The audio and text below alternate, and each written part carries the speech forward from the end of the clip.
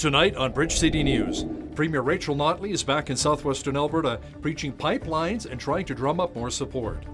Over 100,000 Albertans have already cast their votes as advanced polling continues. And a Taber resident was the big winner of the Stars Home Lottery, Lethbridge edition. Your nation, your province, your southern Alberta. From the heart of Lethbridge, it's Bridge City News with Hal Roberts. Good evening. Thanks so much for joining us. More than 140,000 Albertans have already cast their ballots in advance polling leading up to the April 16th provincial election. According to Elections Alberta, that is a 140% increase in turnout compared to the last election. During the 2015 campaign, just under 60,000 Albertans voted on the first day of advance polls. In total, 235,000 Albertans voted early, setting a new record. The advance polls are open now through Saturday. Most stations are open from 9 a.m. till 8 p.m. Bridge City News will be live on Election Day, bringing you all of the results beginning at 8 p.m. Make sure you tune in. The last time Premier Rachel Notley was in our region, she announced if she is re-elected, she will add 2,000 more long-term care beds for seniors. Earlier today, the NDP leader spoke with people in Nanton and Lethbridge. This time her focus was on the economy and the Trans Mountain Pipeline, which she says will move forward by the end of May. We're going to diversify the economy. We're going to create jobs. We're going to bring the budget to balance in a careful way that makes sure we still have the best balance sheet in the country when we get there. We're going to support our hospitals. We're going to support our schools. We're going to support our kids. UCP leader Jason Kenney took his pro-pipeline message to Fort McMurray yesterday, telling supporters that he and his team will fight BC and Justin Trudeau to get more pipelines built. Kenney promised he would go to court to fight proposed legislation on how projects are being assessed. He says the legislation is unconstitutional and is a major deterrent for future projects. Today, Kenney brought a similar message to supporters in Edmonton. There is another party that Albertans are considering this election, and that's the Alberta Party. Zach Rodenizer is the Lethbridge West candidate for the Alberta Party, and he says part of his focus is to help seniors live independently and maintain a good quality of life. We want to help seniors maintain their independence. When you talk to seniors, a lot of them wish they could stay in their homes.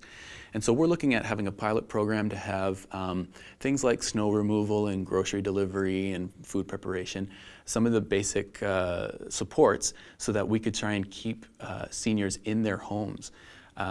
We also want to look at caregiver tax breaks for people who have seniors living in, people who are taking care of their family members in their homes, make it less of a financial strain on them. Every vote will count this election. It's important to let your voice be heard. Now that's the message today from Miracle Channel CEO Leon Fontaine. As Albertans, it is an important thing for us to go and vote. You know, as I speak to many of those from the Christian faith, there's some teaching that tells us that God is in control, and so we don't need to worry about voting. And I've actually spoken to men and women who think that God's in control, everything's going to be okay. But I want to encourage you that it's crucial for us to do our part, to get out and vote. A second thing that is important to believers is that we don't judge people. And when you get into politics, it's amazing how people can begin to judge the hearts and the motives and begin to label people with certain names. The Bible teaches us that although we don't judge the heart of an individual, that we are to judge the track record.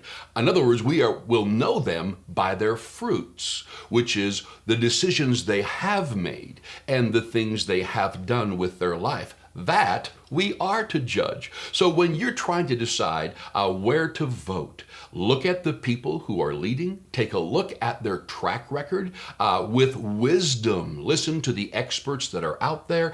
Do your job and make sure you understand the issues that are out there. And then as an entire Christian group in a country, let's go vote. If we will rise up and learn and pay attention and grow in wisdom as to what great leadership is, what this province needs, God will guide you in the decision that you make. And so I'm just telling everybody, let's rise up, go vote, pay attention, and let's make sure that our country is steered in the right direction so that things that are important to us, and there's a lot of things that are important to us, they begin to be looked after. And remember this, that leadership is crucial. We need wise leadership. Everything rises and falls on wise leadership. Even God, when he put leaders in control, all through the Bible, he used people who were wise in leadership. So, go to the polls, make sure you vote. To all of Albertans, let's pray, let's believe God for an amazing future that is prosperous, that is moving in the direction that God would desire for all of the relevant and the important things that must be decided in the years ahead for us here in Alberta. Farming Smarter is an agricultural research organization which is focused on crop development. They provide practical, adaptive research with unbiased information so that farmers in southern Alberta can be successful and sustainable. Now, that was the message Ken Coles from Farming Smarter brought before Lethbridge County Council earlier today. Today we're meeting with the Lethbridge County Ag Service Board, just giving them a general update on Farming Smarter, our organization, what we're about and what we're up to, what's new, some of the highlights on research projects that will be starting up this year. And it's just sort of a check-in because we do sort of serve southern Alberta, basically south of Highway 1, and we've been going around meeting with all of the counties and rural municipalities just to keep the relationships up and keep communications clear. Cole says the next stage is building service bundles and packages that are targeted toward producers in the agricultural industry. If you love your pets, leave them at home and not in your car. That's the message from both police and a vet clinic in Lethbridge. As BCN's Loris Alexander explains, even a few minutes can mean life or death for your furry friend. We all know that feeling of getting into a stuffy car that's been sitting in the parking lot, even if the windows are cracked down a little bit. So why would we subject our pets to that? Not to mention, you could be breaking the law. So leaving your pets in a hot car, even just for a couple minutes, it gets really hot in there really quickly. So even if you have the windows cracked and you think that that's good enough, the airflow usually isn't adequate. So then they can suffer from hyperthermia or heat stroke basically pretty quickly. Soaring temperatures can produce other problems as well. So definitely dogs that are squishy face, or we call those brachycephalic breeds, they have trouble breathing normally, and when they get hot and they start to pant, what happens is those tissues in the back of their throat that are already quite large and kind of flappy start to swell and they get irritated, and those animals have an even harder time breathing. The same situation happens in animals that already have respiratory disease, so asthmatic animals or animals that have bronchitis, and also obese animals, which unfortunately a large population of our dogs are obese, and they definitely will suffer consequences a lot quicker than a healthy dog. And if you're thinking of taking matters into your own hands, Dr. Kate says you're not allowed to break a car's windows if you see a dog inside. She says call law enforcement instead and they'll handle it for you. For Bridge City News, I'm Loris Alexander. A lucky resident of Tabor is a whole lot happier today. Dalen Welsh won the Stars Home Lottery and the Lethbridge Show Home. The annual lottery is the largest fundraiser for Stars, providing around $11 million in net funding for the life-saving group. The Calgary Show Home was won by Pat Boland of Stettler, and the Edmonton Show Home was won by Dwayne and Elizabeth Capel from Cochrane. Stars has a strong connection to our region as they fly from Calgary to Chinook Hospital once a week. Last year, Stars flew close to 150 missions around southern Alberta. The thought of owning an energy-efficient net zero home conjures up visions of high upfront costs in order to save a little over a long period of time. That reality is ever-changing, according to the owner and president of Energy Smart Canada. Rudy Rieger spoke at SACPA earlier today and said money that would have been spent on utilities could be used to pay down the mortgage on an energy-efficient home faster. Well, my house, for example, we are roughly about 15% more than traditional built. But if not having any utilities, you actually cash positive the minute you move in. Some of the components going net zero is about comfort, and about the payback is anywhere between 8 to 12 years in general. But certain components actually, it pays for itself the minute you move in, you don't have utilities, you can use it for a mortgage instead of utilities. Yeah. So far, 4 net zero homes have been built around Lethbridge. Rieger adds that demand for off-grid homes is steadily increasing.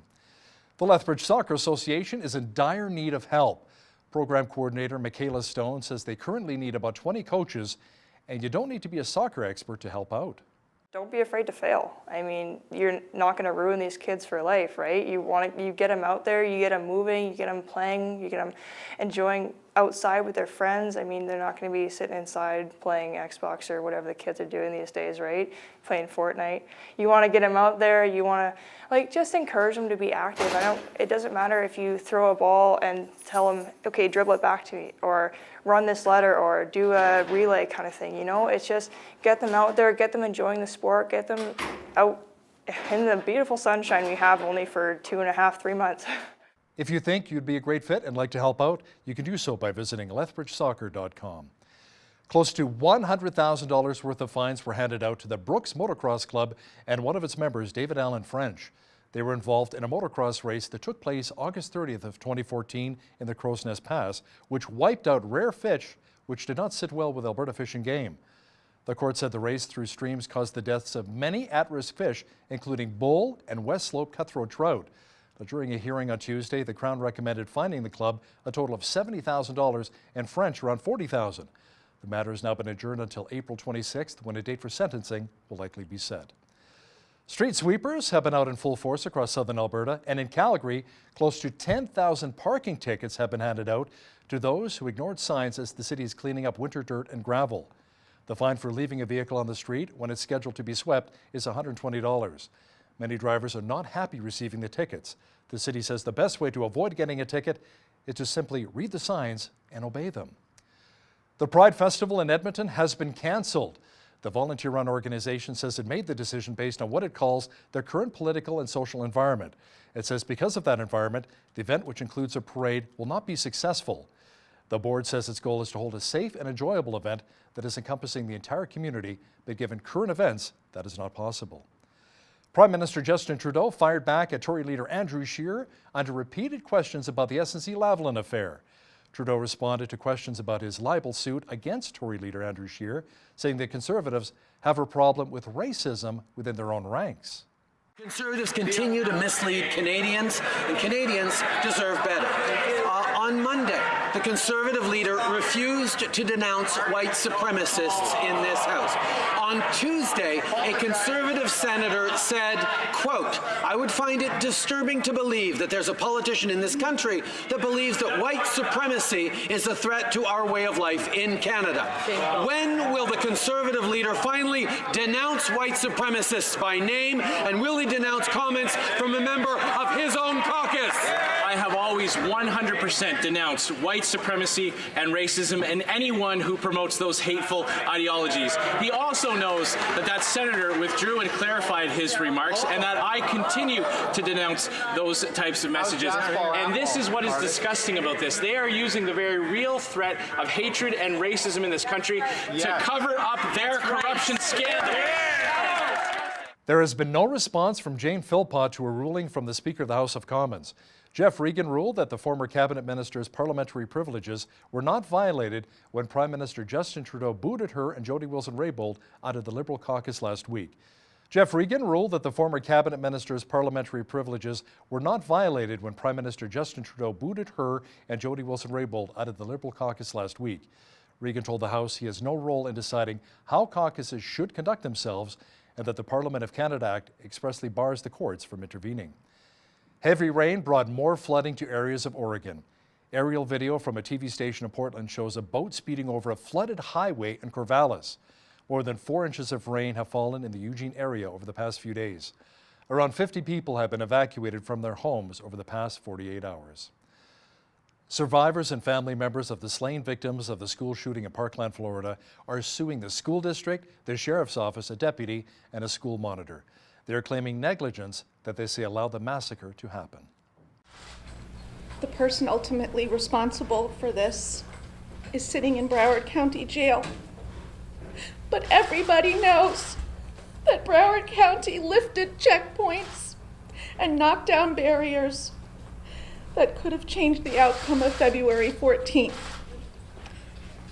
And I'm certain for the families that lost their children and their spouses. It's a daily struggle. They are not the people they were before February 14th. And I dropped my children off that morning. I told them I loved them, and I went to pick them up. My son is Nicholas Dworet. He was killed in the third room. My other son is Alexander Dworet. He was in the first room. He was injured. He saw children killed, and he lost his brother. This is a life sentence for me. It's every day. It's 14 months. I want accountability. It was on this day that Napoleon Bonaparte is banished to the island of Elba. Idi Amin is deposed as Uganda's president, and Apollo 13 blasts off. This is Today in History for April the 11th.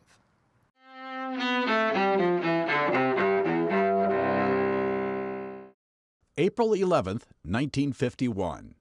During the Korean War, President Harry Truman relieves General Douglas MacArthur of his command in Asia. General MacArthur is one of our greatest military commanders. But the cause of world peace is much more important than any individual. MacArthur, who had challenged Truman's war policy, later gives his farewell speech before Congress. Old soldiers never die. They just fade away. 1814. Napoleon Bonaparte abdicates as France's emperor. He's banished to the island of Elba off the coast of Italy. That's where Napoleon remains for the next 9 months until he mounts a brief return to power the following year. 1945. During World War II, American soldiers in Germany liberate Buchenwald, one of the first Nazi concentration camps. 1979. Idi Amin is deposed as Uganda's president, as rebels and exiles backed by Tanzanian forces seize control in the African country. And 1970. Apollo 13 blasts off from Cape Canaveral, Florida, on NASA's third manned mission to the moon. But that mission is later cut short when an explosion cripples the spacecraft. Apollo 13's crew manages to return safely to Earth. Today in History, April 11th. Tim McGuire, The Associated Press. Cloudy and cooler again today, but the sunshine will return. Complete weather details are coming up. Sun mixed with clouds today. Tonight, a good chance of rain developing with a low near -6. Tomorrow, mainly sunny with a high near 8. A great weekend is shaping up. Sunshine and 14 for Saturday, sunny and 12 for Sunday. Monday, cooling off slightly to 11 degrees. A few clouds and 12 is expected on Election Day Tuesday. Wednesday, a mixture of sun and cloud and a high near 14. Checking the almanac, the average high for this time of year is 12 and an average low of -2. The highest temperature on this date was recorded in 1943 at 22 degrees, and the record low was -26 in 1940. Sunrise was at 6:48, sunset at 8:17. Let's see how tomorrow's shaping up across the country now. Victoria will be mainly sunny and 11, pretty much the same picture for Vancouver. Mainly cloudy and 9 for Calgary tomorrow. A mixture of sun and cloud and 12 for Edmonton. Sunshine and 8 degrees for Regina. Lots of sun and 8 as well for Saskatoon.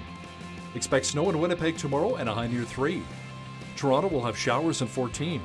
Ottawa will also have rain and 13. Montreal will have isolated showers and 10 degrees. In the Maritimes, Fredericton, New Brunswick will be mainly cloudy and 11. Halifax, Nova Scotia will be sunny and 11. Charlottetown, PEI will be mainly sunny and 5. And in St. John's, Newfoundland, expect a cloudy day and a high near +2 on Friday. After 9 rounds of consultations, China says trade talks with the United States are moving forward. A foreign ministry spokesperson said today's talks between the two economic superpowers made substantial progress. Chinese officials hope that two sides can continue to work together to properly address each other's concerns. The World Bank and the International Monetary Fund have downgraded their outlook for the global economy. It's in large part because of the U.S.-China rift is damaging trade and causing businesses to slow investment until they know how the dispute will end. Facebook says it was rolling out a wide range of updates aimed at stopping the spread of false and harmful information on a social media site. The updates will limit visibility of links found to be more prominent on Facebook than across the web as a whole. The company is also expanding its fact-checking program with outside expert sources to vet videos and other material posted on Facebook. Purchasing a home is a big step for anyone. Experts say parents wanting to help their kids need to make sure it's affordable and that their children are ready for the change. Parents need to plan carefully if they're going to help their kids buy a home. When you're thinking about helping your child, it's definitely a tough choice, right? Because as a parent, you want to help your kids, but you also have to consider your own budget, right? So if you're helping your kid to purchase a home, you want to make sure that you're balancing out your own personal financial needs and also helping out your child, and you can afford it. So it's about budgeting and making sure that that financial plan fits in both the partnership of helping your kid, but also yourself. When you're doing a financial plan, you got to plan for short-term, medium-term, and long-term goal, right? So what are your immediate plans and what do you need for your lifestyle? What do you need midterm? And also your retirement plan. So if you're going to help out your child with a down payment, whether it is by forms of a loan or a donation, or you could also be a co-signer on a mortgage, you have to make sure that that actually fits into your personal financial plan as well. Now, here's a look at today's markets.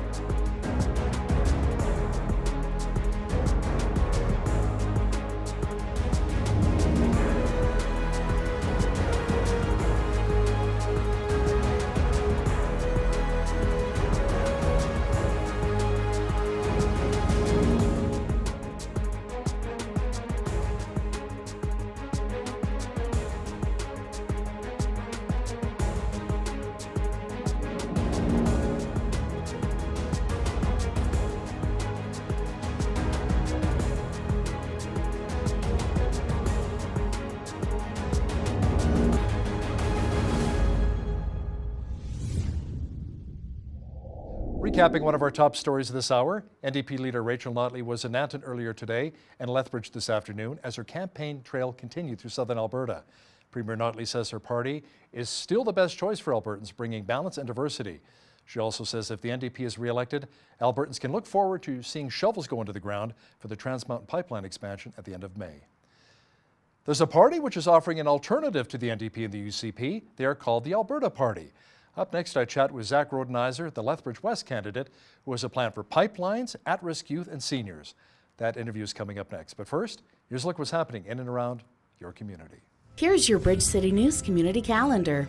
The Lethbridge Chamber of Commerce is hosting a provincial election forum for both Lethbridge East and West ridings tonight from 6 to 8:30 p.m. at the NMAC Centre's Canadian Western Bank Lounge. Attendees will have an opportunity to meet and greet candidates before the forum begins. For more information, visit lethbridgechamber.com. Looking to sell some extra items after decluttering your home? Come and sell your old treasures at the Windy City Bazaar Flea Market and Yard Sale on Saturday, April 13th from 9 a.m. to 4 p.m. at the Royal Canadian Legion in Lethbridge. This is also open to small home-based businesses looking to sell and market their products. For vendor inquiries, email lethbridgewindycitybazaar@gmail.com. And for more information, check it out on Facebook, Windy City Bazaar Flea Market and Yard Sale. Come for a fun time and help support a worthy cause. The Kidney Foundation Southern Alberta branch is hosting a 3-kilometer and 6-kilometer walk or run on Saturday, May 11th at Henderson Lake Park. The route is designed for walkers, runners, strollers, and participants with limited mobility.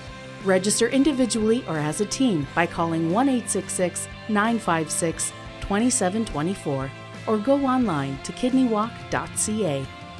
And that's your Bridge City News community calendar. We continue to interview our local Lethbridge candidates as we get closer and closer to the provincial election. Joining me now at the desk is the Alberta Party candidate for Lethbridge West, Zach Rodenizer. Welcome to Bridge City News. Thanks for having me on. Zach, so why don't you share with our viewers a little bit about yourself? So I'm a family man. I have 2 young girls, and baby number 3 is on the way. Oh, congratulations. Thank you. Yeah, excited. I'm a psychologist. I'm a teacher. I work at Coalbanks Elementary and Nicholas Sharon Elementary Schools as a counselor. And I'm just someone who just tries to contribute to the community. But why become a politician? People are going to be attacking you and slamming the door in your face. You know what, people... Zach, are you a sucker for punishment? Why? A little bit. Yeah?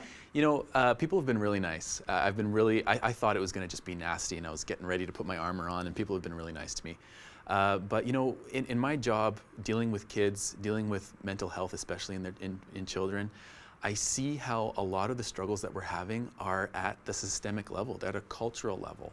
And I thought, you know, there's only so much I can do one-on-one with these kids. I need to be at the table to make decisions that affect the broader society. And I thought, you know what, I got to go for it in the name of improving our collective well-being. So when you're knocking on doors, how many doors are you able to get to each day? 100?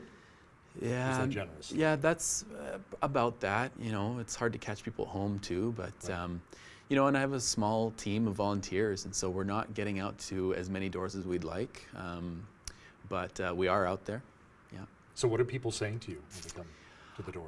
Is it probably the economy a big thing with the economy right now? Yeah, economy. Yeah, jobs is probably a big thing, and when I asked them about the Alberta Party, a lot of people don't know. A lot of people don't know what we're about, and so there's a lot of education there. They're curious. What's this about? You know, like after the leadership debate last week, the Alberta Party was the most Googled party and has been since, right? And so people are really curious, and I'm hoping that enough people kind of tune in over these next few days before Election Day. Well, the latest poll really has it as a two-horse race. The UCP is in the lead by 11 points over the NDP. The Alberta Party is a distant third with 8.5%, and then the Liberals at 2.1. So is this more like building momentum, perhaps, getting the word out, like you say, educating people about the Alberta Party? Partly, yeah. This is a year. This is an election that we hope people will start taking a look at us, realizing that we are a serious contender. We have 87 great candidates across the province. I have hope that we could pick up some more seats and be more of a force in legislature than we have been, than the 3 that we currently hold. But yeah, you know, I am confident that the Alberta Party is Alberta's future. We'll see on the 16th if it's our present. I understand the Alberta Party wants to reduce the corporate tax rate from 12 points down to 10%. What is that really going to look like, Zach? So we want to make Alberta more appealing for business, right? And that's part of the equation, right? We do believe that when industry is here, when investors are excited about Alberta, they're willing to pay a corporate tax. But we want to, almost as a token, we want to show them that we are willing to be competitive. We're also looking at increasing the small business tax deduction from $500,000 to $1 million. Like we want to signal to businesses and to industry that Alberta is still a place where they want to do business in. What about this deficit and this debt? It is out of control. Yeah. A lot of Albertans I talk to agree. So some cuts may have to be made. Where would you make those cuts, Zach? Well, you're right, and we can't be borrowing from the future to pay for today, because that ends up being a cut to tomorrow, right? And so the Alberta Party is very forward-thinking, and we can't be saddling our kids with debt. So we're going to have to find some inefficiencies, and mainly we want to be growing the economy to bridge that gap, but there are going to have to be some areas where we cut. We do feel like there are areas, especially in healthcare, there's some inefficiencies there that we believe we could remedy. Maybe some redundancies, perhaps? Some redundancies. There's the Auditor General did a report in 2017 that showed that there's inefficiencies in terms of communication between healthcare professionals, where you get some doubling up of services. We believe that pharmacists, EMS, nurse practitioners could be doing more, which would alleviate a lot of the costs.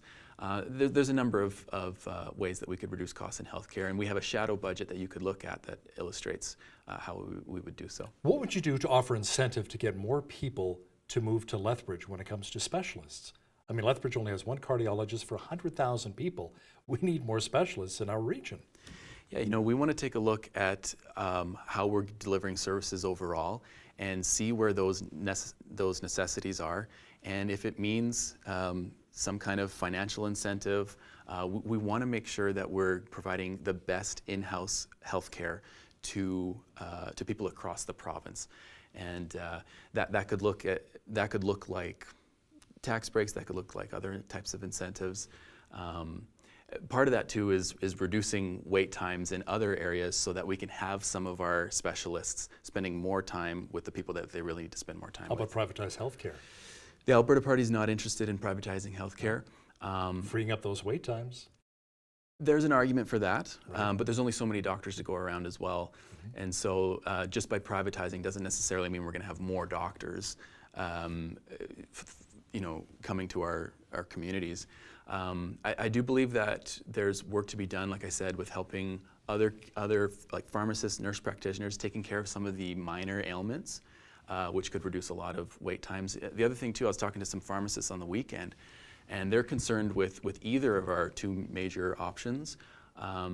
They believe that even just with refills, that if we encouraged people and educated people and promoted pharmacists more, we could reduce a lot of ER wait times, because a lot of people end up in the ER because they weren't able to refill their meds, and that's completely inefficient, and pharmacists could be doing that more. What kind of a plan does the Alberta Party have for seniors? You have a lot of seniors here in southwestern Alberta as well. Yeah, absolutely. So just a few days ago, our platform came out for seniors, and we are committed to funding 3,500 more long-term care beds. But I think more importantly than that, we want to help seniors maintain their independence. When you talk to seniors, a lot of them wish they could stay in their homes. And so we're looking at having a pilot program to have things like snow removal and grocery delivery and food preparation, some of the basic supports, so that we could try and keep seniors in their homes. We also want to look at caregiver tax breaks for people who have seniors living in people who are taking care of their family members in their homes, make it less of a financial strain on them, right? And we believe that if we take care of each other, and if we allow seniors especially to be more independent, their quality of life is maintained, and it actually is less of an expense to the system. What about some of the obstacles getting in the way for the Trans Mountain Pipeline expansion? Bill C-69, Bill C-48, Rachel Notley, Jason Kenney have been outspoken about both of those, the anti-tanker bill. And what will the Alberta Party do to help get those pipelines built? So, we're pro-pipeline. We want to get these pipelines built. A lot of that is above our heads. We need to be advocating. One party feels like we need to work with the federal government. One party thinks we need to fight the federal government. I think there's somewhere... Well, Jason Kenney's already come out and said we're going to turn off the taps. We're going to bring in Bill 12 as soon as the UCP party's elected. What are your thoughts on that? Well, BC the next day said, see you in court. And I just, it's a power move, and I get it. I'm not convinced that it necessarily will work. The Alberta Party has a very innovative plan. We believe that we can get our our products to market north. We want to build a railroad to a pipeline to Valdez, Alaska. We announced that last week, and 3 hours later, the governor of Alaska was asking President Trump to do the same. So while we still want to advocate for those existing pipeline projects, we're looking for outside of the box thinking to get our product to market. Many small business owners, Zach, I've spoken with, are really upset about the carbon tax. It's been around for over 2 years now. You talk to a lot of people in Ontario, Saskatchewan, Manitoba, New Brunswick. It's new for them April 1st. But I'm talking about Albertans. They're irate. They're upset. It's impacting their business in a negative way. What about the carbon tax? What's the Alberta Party's plan regarding that tax? So we do feel it's basically just a sales tax, right? And it is affecting businesses, especially here in Lethbridge, because we're an exporter, and so it dings us extra than in other areas in Alberta. What the Alberta Party would look to do is get rid of the carbon tax for households, for most businesses, so the small and mid-sized businesses. We would nonprofits and schools wouldn't have to pay it anymore. We want to relieve that pressure. We don't feel like we need to, and I don't even think it's working in reducing our emissions either, right? So we would keep it on the heavy emitters, but we would not want to burden families and small businesses with the carbon tax. Education Minister David Egan came out, very much in support of the GSAs, and Jason Kenney says, yeah, he supports GSAs as well in a different format. But now the problem that a lot of Christian schools and private schools had with David Egan, the education minister, he said he was going to defund a lot of these schools if they weren't willing to support GSAs on their homepage. This is a Christian school. He's saying if you don't buy into our ideologies, you're cut off. Yeah. What's the Alberta Party's response to that? Well, when it's publicly funded education, right? There are certain things that we do buy into. The curriculum, you have to teach the Alberta curriculum in order to be publicly funded. And even private schools have a degree of public funding as well. And so my stance, I started a GSA in Tabor of all places 6 years ago when I was working at a high school there, and it was a very positive experience, and it didn't get too political, and it was about bringing people together. The research does show that it does, it helps kids feel cared for because they feel vulnerable. So we are in favor of allowing GSAs to exist in schools. But how about protecting the rights and the ideologies and the belief system of those faith-based schools? You know, that's really not part of what they believe in, right? Right.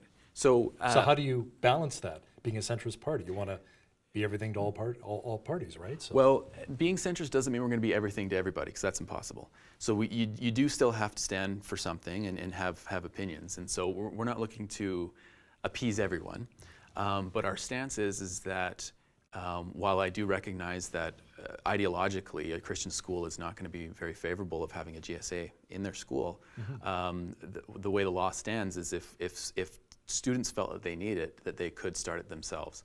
And I would be in favor of that, because what it does is it allows those kids who don't feel very comfortable having these conversations in their school for other reasons, they can have their club, they'll talk, and we could help protect those kids. You know, for schools not to agree with it, I totally understand that point, and especially parents who are worried about what would go on in that group.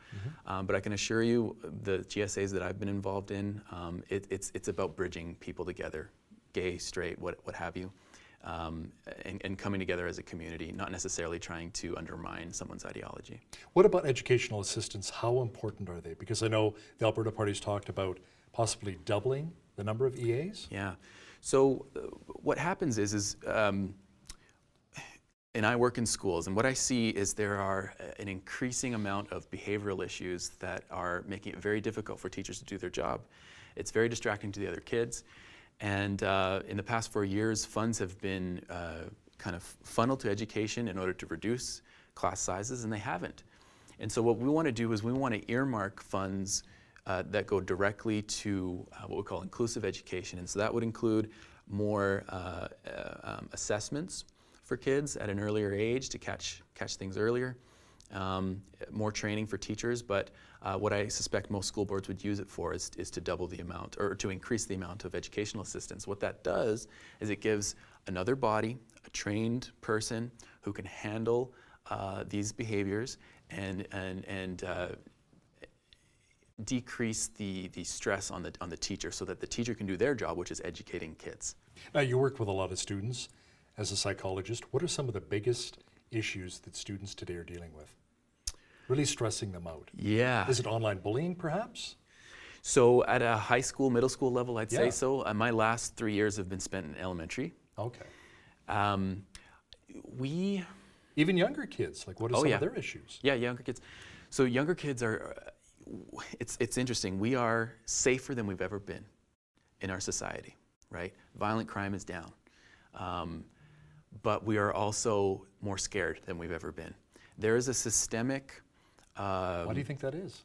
Well, I do believe there's a really interesting book by psychologist Jonathan Haidt called The Coddling of the American Mind. I suggest anyone to read it. And it talks about how our culture is almost overprotecting our kids. Coddling them too much? That's the words they use, but overprotecting our kids so that when they do face adversity, they're not equipped to do so. So even though we have made our society much safer for kids, they are more anxious than ever. And part of that is, and there's all sorts of factors, but one of those factors is we're not allowing our kids to have the unstructured play that builds the capacity that allows them to face kind of your run-of-the-mill adversity, right? By giving them a chance to be exposed to that and figure it out themselves, that's what actually increases their capacity to be resilient to anxiety and depression. So it's this systemic kind of overprotection of our kids that's making them not ready for the real life once they, grow up and go to university or whatever, right? That's great. Zach Rodenizer, Alberta Party candidate for Lethbridge West. Thanks a lot for joining me in studio today. Thanks for having me.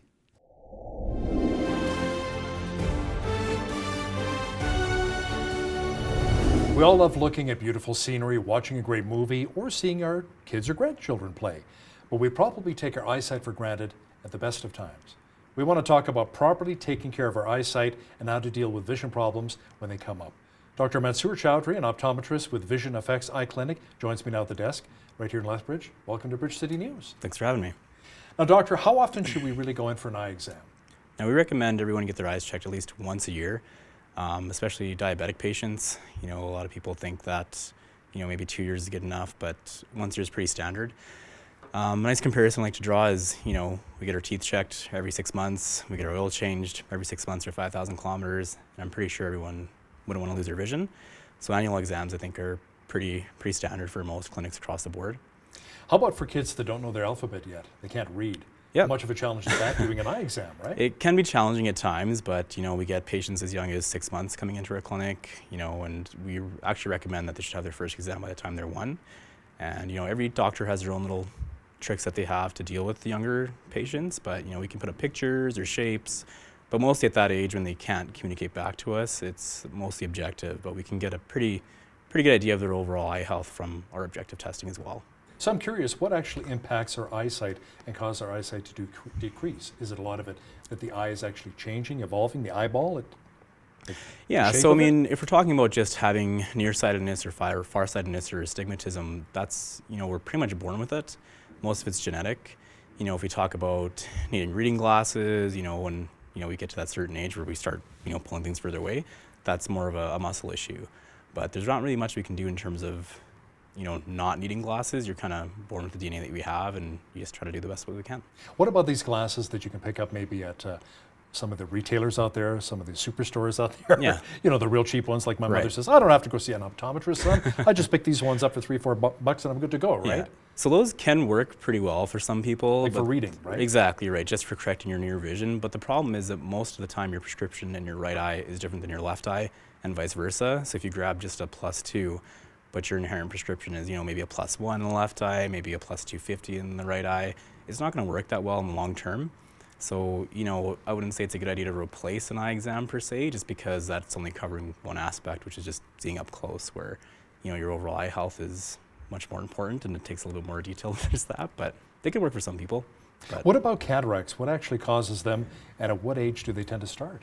So cataracts, they start in the lens of your eye. Everyone's born with a lens in their eye, and over time, they're made up of proteins, right? So over time, these proteins break down, is the best way to describe it. When that happens, that's when patients experience cloudy or foggy vision. Now, they typically start in your, late 40s, early 50s. That being said, you're not gonna notice much visual impairment for the most part.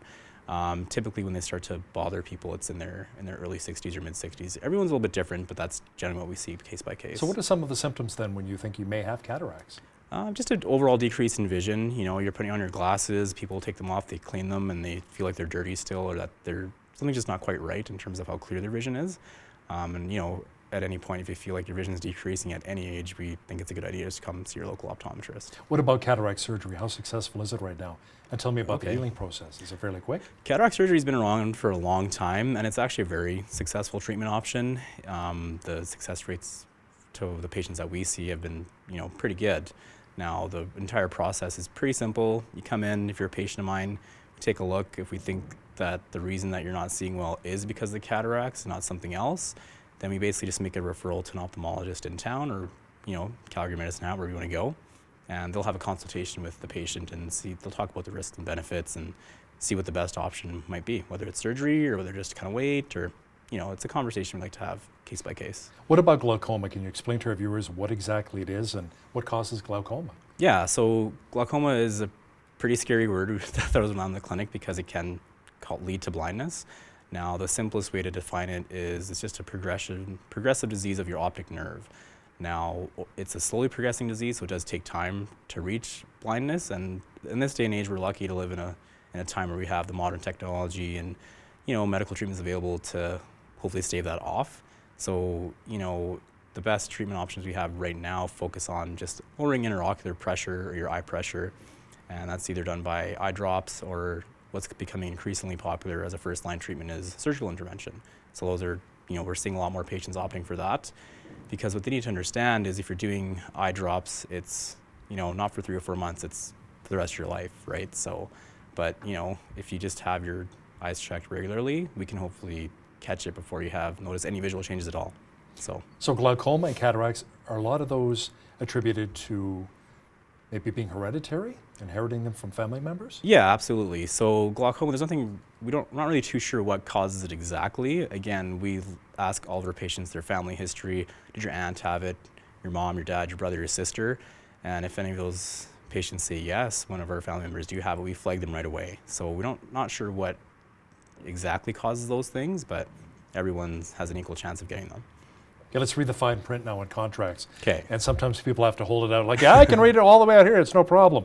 Should people still consider getting bifocals or even trifocals? Yeah, so if you're having trouble seeing up close, you know, everyone's a little bit different. So we like to have a chat with the patient and see what their individual needs are. If you're lucky enough to be nearsighted where you can't see far away, but you can up close, you can take your glasses off and sometimes you can see up close. If you bring the paper closer, well, you'll notice, and you're not nearsighted, you'll notice that just makes it harder. So bifocals and progressive lenses, they're very similar in the way that when you look straight ahead, you can see clearly. When you look down through below the line or on the lower part of the lens in a progressive lens, the close-up vision will be clear. The problem with just reading glasses is, well, you can see great up close, but when you look straight ahead, things will be blurry. So it kind of depends on what the patient's needs are. If they know they're just going to be reading for a while, sometimes readers are better. If they're in a situation where they need to be seeing up close and far away simultaneously, well then maybe a bifocal or progressive lens might be better. Millions of Canadians wear contact lenses, right? Right. They're practical, they look great as well, especially when you're on camera and so forth. Yeah. You don't get the reflection of the lights you do with glasses. But sometimes infections can occur or you get really dry eyes. So how can you prevent a lot of that when you wear contacts? So most of the cases that we see in our clinics that are, you know, bad contact lens cases we see honestly come from just the misuse of them. Now I'll explain that a little bit further. If you're wearing a lens that you're supposed to replace every month, but you're replacing it every... Disposables, right? Right, exactly. But you want to stretch it out? Exactly. You don't want to do that. You know, if you're wearing a monthly lens on month 6 and 7 and you're wondering why your eyes are getting red, that could be a cue. You know, I like to use the analogy of, you know, if you buy 10 gallons of milk and it expires, are you going to just keep drinking it because you have it? Probably not, right? You're going to listen to what the manufacturer recommends. So, but, you know, dryness is a huge issue in Southern Alberta, Lethbridge especially when we get our, you know, strong winds happening. Oh, yeah. So if you're one of those patients that struggles with that, sometimes just changing into a better modality like a daily lens or just having an adjunct treatment like eye drops or other things to combat the dry eye first at the root of the cause, and that can help with contact lens wear as well. Can contact lenses actually reverse nearsightedness when it comes to children? Right, so now we just started getting these lenses into our clinic recently. Now if you're a child like that is nearsighted, generally what happens is that just progresses slowly over time. You know, you might be a -1 one year, next year you're -2, 3, 4 on, and you know, all of a sudden you end up like me, who I was a -8 at one point, right? So Okay. now we do have lenses available now that have been proven to either slow down that progression or stop it completely. So that's something cool and exciting that's in optometry today. How do you help people though, doctor, when it comes to putting on contact lenses for the very first time? I mean, you get anywhere near my eyes and I freak out. Yeah. You know, I can't and I see my wife, she pops it in. I'm no like, problem. how do you do that, right? Right, so if you're interested in contact lenses and you've never worn them before, you know, you can come into our clinic and we set you up with a contact lens fitting, we call it, with one of our fitters. And they just spend a lot of time with you teaching you how to put them in, take them out, that kind of thing.